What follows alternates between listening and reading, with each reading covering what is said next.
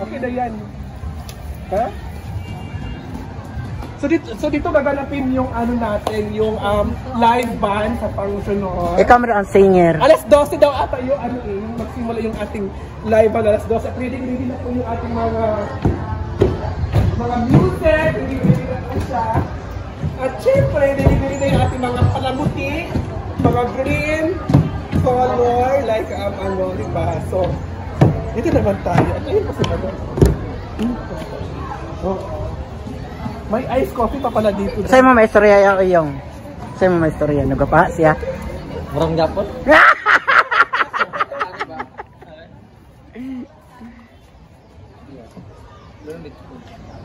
Diyan sa simbahan.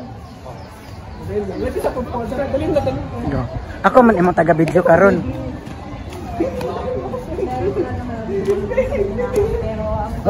Ako imong taga-video karon kay anak naman ako nung anak ko.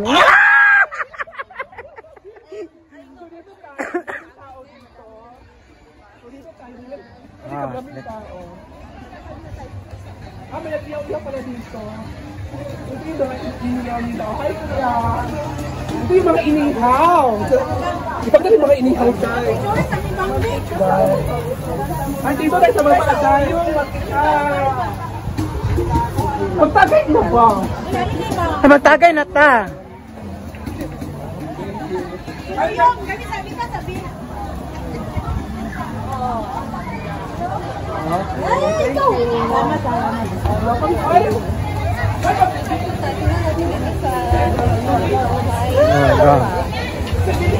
Ipakita mo sa tanan.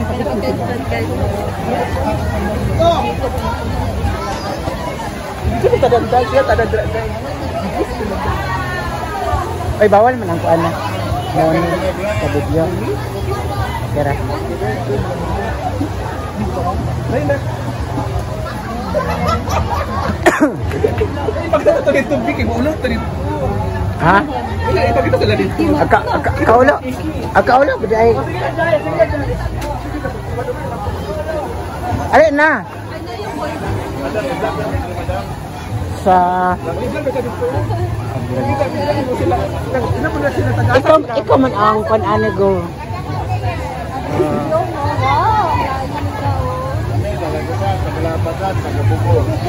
Ala asa taga-Bugo.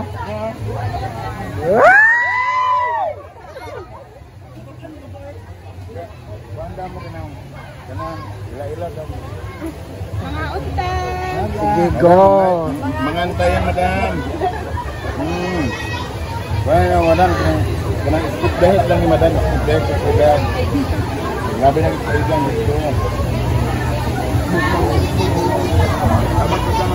Yes.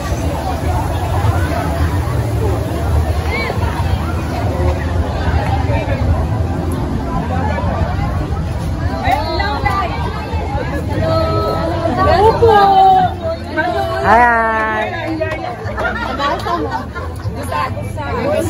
Sila sila guys. Hi Nay.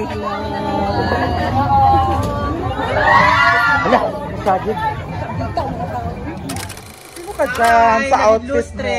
Na nag-trending sa Kusikihor. Nadin-lustre na yan? Oo. Bakit ang dumi ng dibdib ni Nadin-lustre? Di, alikabok to. Siyempre, malikabok ang Sikihor sa, di ba, buhangin, malikabok. So, nag-alikabok.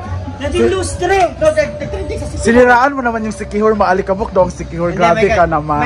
Nadine, tama na yung pagbibisyo, Nadine. Kalimutan mo na yan. Tapos nataas ka dyan. Oh, sorry.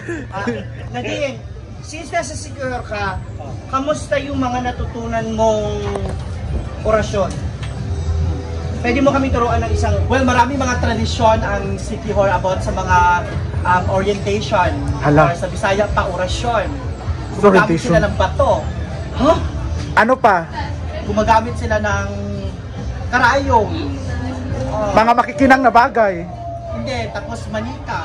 Ah. Oo, parang gusto kita Pero saan doon ang gusto? Hello, Basher. Saan sa tatlo ang mostly ginagamit mo? Yung bato. Ah. Pinatayo. Tapos sigaw ka ng Darna. Yeah. Depende kung maganda ang bato. Ha? Ano naman to? Kung kanang gikuan nga bato na kanang kuan na kanang na-over bitaw. Ah. Over og luto.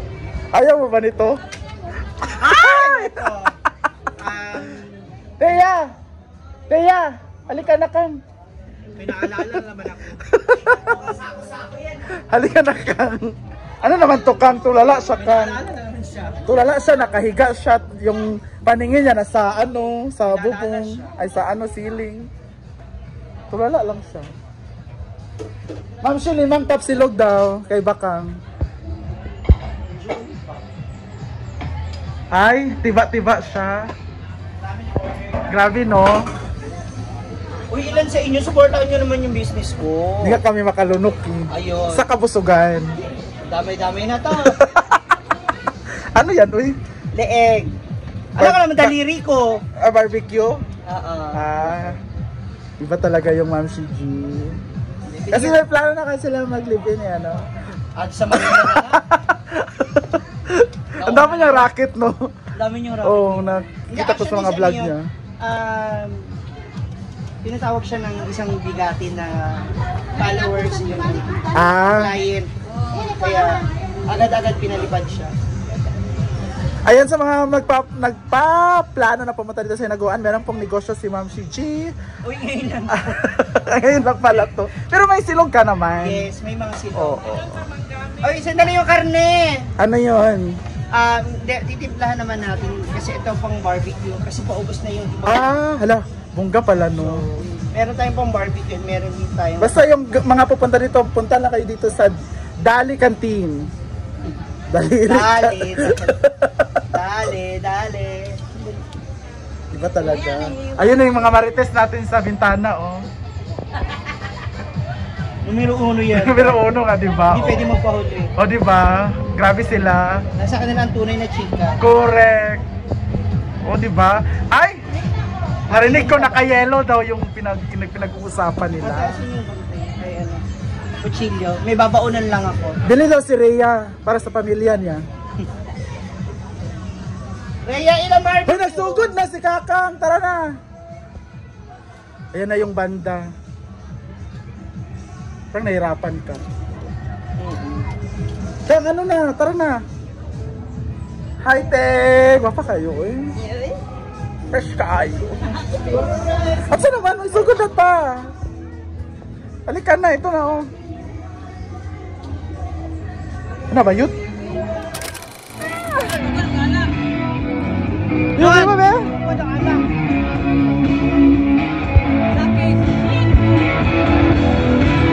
Hindi ka sanay saglit siya.